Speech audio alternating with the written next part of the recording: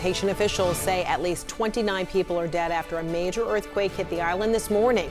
The quake's epicenter was far enough from the capital city of Port-au-Prince that the country may avoid the kind of devastation that we saw from an earthquake that hit the area in 2010. But the nation is still feeling aftershocks now, and the damage is significant. This is new video just into CNN that shows the extent of some of the damage, and you can see part of the building there reduced to rubble. Haiti's prime minister declaring a month-long state of emergency. This disaster coming as two named storms are bearing down in the area. Patrick Ottman is with us now from Havana. Patrick, are we learning anything more about the damage and, lives impacted?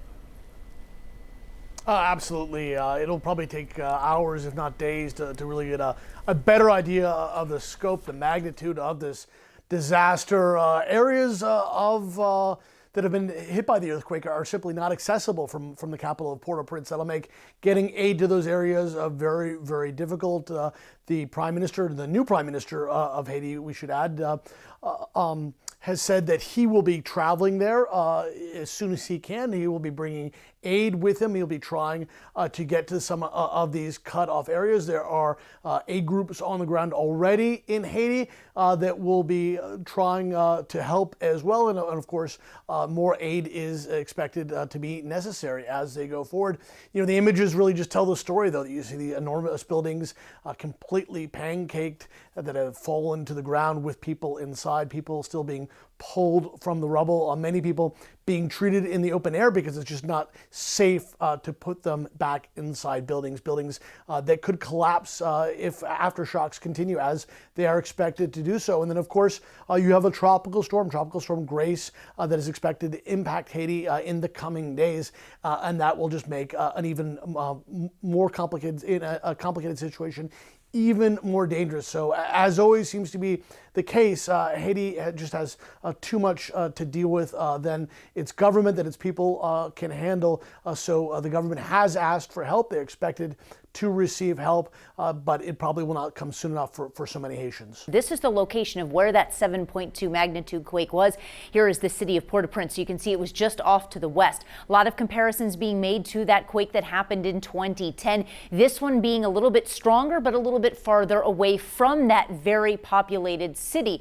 One thing to note, too, is the amount of people that felt this particular quake. When you look at the population of it, 500,000 people felt very strong or severe shaking. 5 million people felt that moderate shaking. Again, starting to see a lot of those damage pictures and videos coming in. One thing to note about the damage is a lot of these buildings are now structurally compromised because of that initial quake. So any subsequent aftershocks that you get could contribute to additional damage. Even if the buildings looking at them for now don't appear to be damaged, they could have that underlying damage. We've already had at least one 5.2 aftershock, several in the 4.0 range, and more of them are expected not only today, but in the coming days. This is not something that just goes away right after. A big concern is going to be Tropical Storm Grace, right now just east of the Leeward Islands, but the track does take it directly over the island of Hispaniola, including Dominican Republic and Haiti. So Haiti, a lot of these folks that are out there doing cleanup, trying to do recovery efforts,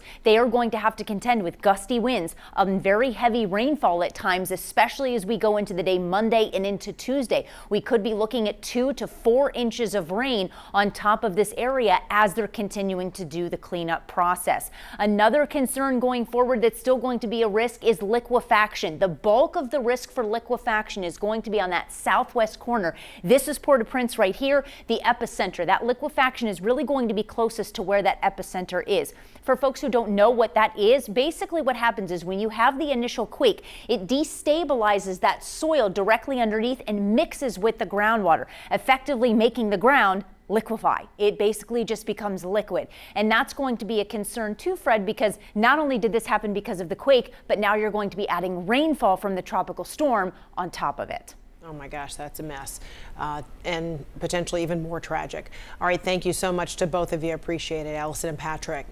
All right, Susan Huff is a seismologist with the U.S. Geological Survey. Susan's with us now. So what does the data tell you about this quake?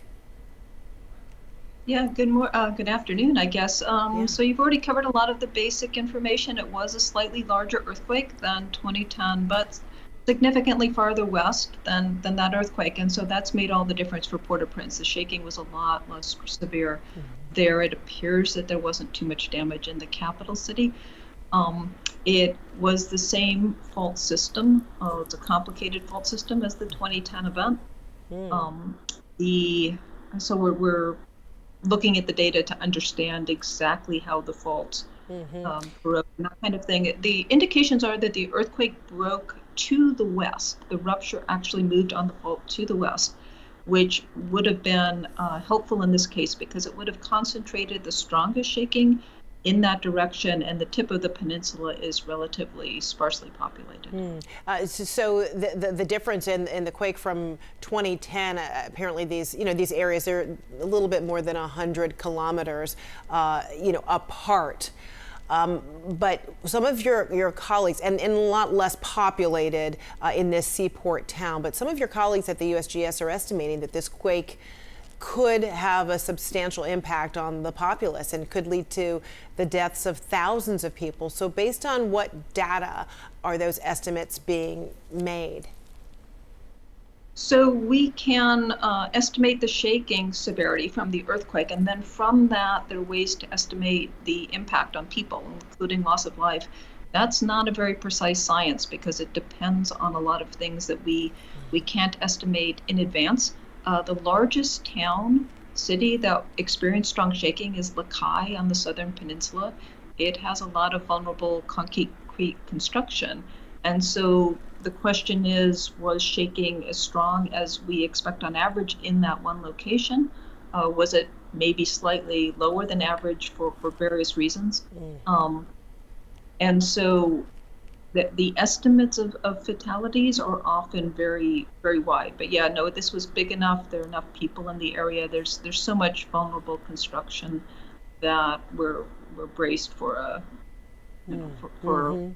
substantial losses. Not on a par of 2010. That was a much more direct hit on a capital city. So tell me more about the differences or comparisons you're able to make to 2010. Yes, you've established the population differences of the areas hit, but what have you learned about the way in which this earthquake occurred? You said it is generally the same fault line from 2010, but what other comparisons or contrasts are you able to make? Well, so it was centered farther west. It was farther away from Port-au-Prince. And then it appears to have ruptured towards the west, and that sends the energy, it focuses it in the direction that the fault is actually breaking. And so that would have put Port-au-Prince behind the earthquake, if you will.